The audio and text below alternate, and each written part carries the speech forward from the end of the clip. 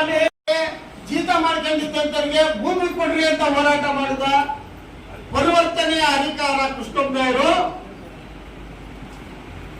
ಇಲ್ಲಿ ಗೌರವವನ್ನು ಹೆಚ್ಚಿಗೆ ಆಗಿದ್ದು ಯಾರ ಕಾರಣ ಅಂದ್ರೆ ಎಲ್ಲಕ್ಕೂ ಈ ದೇಶದಲ್ಲಿ ಎಲ್ಲದಕ್ಕೂ ಮೂಲ ಕಾರಣ ಅಂದ್ರೆ ರಾಜಕಾರಣ ಅನ್ನೋದಾಗಿತ್ತು. ನಮಗೆ ಬೇಡ ಅಂತ ಹೇಳಿ ಕೃಷ್ಣಪ್ಪನವರು ಹೋರಾಟ ಮಾಡಿದ್ರು. ಸಲಹೆ ಬೇಡ, ವಸತಿ ಶಾಲೆ ಕೊಡಿ, ಹೋಬಳಿಗೊಂದು ವಸತಿ ಶಾಲೆ ಕೊಡಿ ಅಂತ. ಯಾಕೆ ಹೋಬಳಿಗೊಂದು ಶಾಲೆ ಕೊಟ್ರಿ ಅಂದ್ರೆ ಇಲ್ಲಿರ್ತಕ್ಕಂಥ ಹೋರಾಟಕ್ಕೆ ಇನ್ನೂ ಹೆಚ್ಚಿನ ಮೆರುಗನ್ನು ಕೊಟ್ಟು ಹೆಚ್ಚಿನ ಕೆಲಸವನ್ನ ಮಾಡಲಿಕ್ಕೆ ತಯಾರಿದ್ದೇವೆ ಅನ್ನೋ ಮಾತನ್ನ ಈ ಸಂದರ್ಭದಲ್ಲಿ ಹೇಳ್ತೀನಿ. ಬಹಳ ವಿಶೇಷವಾಗಿ ದಲಿತ ಎನ್ನುವಂತಹ ಪದ ಪ್ರಾರಂಭ ಆಗಿದೆ. ಕರ್ನಾಟಕ ದಲಿತ ಸಂಘ ಸಮಿತಿ ಹುಟ್ಟಾಕಿದ್ದರಿಂದ ದಲಿತ ಅನ್ನೋ ಪದದ ಅರ್ಥ ಯಾರು ಸಾಮಾಜಿಕವಾಗಿ, ಆರ್ಥಿಕವಾಗಿ, ಶೈಕ್ಷಣಿಕವಾಗಿ ಹಿಂದುಳಿದಿದ್ದಾರೋ, ಯಾರು ಶೋಷಣೆಗೆ ಒಳಗಾಗಿದ್ದಾರೋ ಅಂತಹ ಎಲ್ಲ ಬಡವರು ಅವರು ಸ್ವತಃ ಅವರಿಗೆ ಅನುಭವ ಆದಂತ ಒಂದು ದಲಿತರಿಗೆ ಮತ್ತೆ ಶೋಷಣೆ ಏನು ಒಳಗಾಗಿದ್ರು ಅವರಿಗೆ ಯಾವ ರೀತಿ ಕಷ್ಟ ಇತ್ತು ಅನ್ನೋದು ಅವರಿಗೆ ಸ್ವತಃ ಅನುಭವ ಆಗಿತ್ತು.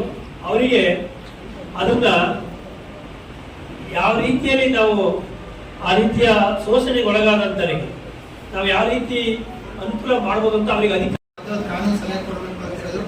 ಖಂಡಿತ ಪ್ರೀತಿಯಿಂದ ಬಂದಿದ್ದೀನಿ.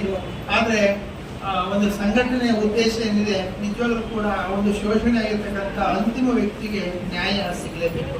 ಈ ನಿಟ್ಟಿನಲ್ಲಿ ನಾವೆಲ್ಲರೂ ಕೂಡ ಆ ಒಂದು ಕೆಲಸವನ್ನು ಮಾಡಬೇಕು. ನಮ್ಮ ಹತ್ರ ಅಂತೂ ಬಂದಾಗ ವ್ಯಕ್ತಿಗೆ ಎಷ್ಟು ಸಾಧ್ಯ ಅಷ್ಟು ನ್ಯಾಯ ಕೊಡ್ತಕ್ಕಂಥ ಪ್ರಯತ್ನವನ್ನು ಮಾಡಿದ್ದೀವಿ. ಇವತ್ತು ಏನಾಗಿದೆ ಅಂತ ಹೇಳಿದ್ರೆ, ದುಡ್ಡಿದ್ದವನು, ಅಧಿಕಾರ ಇದ್ದವನು ಏನ್ ಬೇಕಾದ್ರೂ ಮಾಡ್ಕೊಂಡ್ಬರ್ಬೋದು. ತಾಲೂಕು ಆಫೀಸ್ಗೆ ಹೋಗಿ, ಪೊಲೀಸ್ ಸ್ಟೇಷನ್ ಏನ್ ಬೇಕಾದ್ರೂ ಮಾಡ್ಕೋಬಹುದು. ಆದ್ರೆ ಒಂದು ಯಾವುದೇ ಇಲ್ಲ. ಶಿವಮೊಗ್ಗ ಜಿಲ್ಲೆಯಲ್ಲಿ ಒಂದು ಧ್ವನಿ ಮೊಳಗಿಸಿದಂತ ಪ್ರೊಫೆಸರ್ ಬಿ ಕೃಷ್ಣಪ್ಪನವರು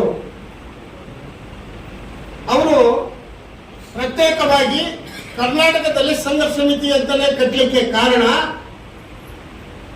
ಭೂಮಾಲೀಕರ ಅಥವಾ ಆ ಭೂಮಾಲೀಕತ್ವದ ಒಡೆತನದ ಯಜಮಾನಿಕೆಯ ದಬ್ಬಾಳಿಕೆಯ ನೀತಿಯನ್ನ ಒಪ್ಪದೆ, ಇಲ್ಲ ಇದು ಸರಿಯಾಗ್ತಾ ಇಲ್ಲ, ನಾವು ಪ್ರತ್ಯೇಕವಾಗಿ ಒಂದು ಚಳವಳಿಯನ್ನ ಕಟ್ಟಬೇಕಾಗುತ್ತೆ ಅಂತ ಹೇಳಿ ಅವರು ನಿರ್ಧಾರ ಮಾಡಿ ಆ ಮೂಲಕ ಒಂದು ಚಳವಳಿಯನ್ನು ಕಟ್ಟಿದ್ದನ್ನ ನಾವು ಕಾಣ್ತೇವೆ.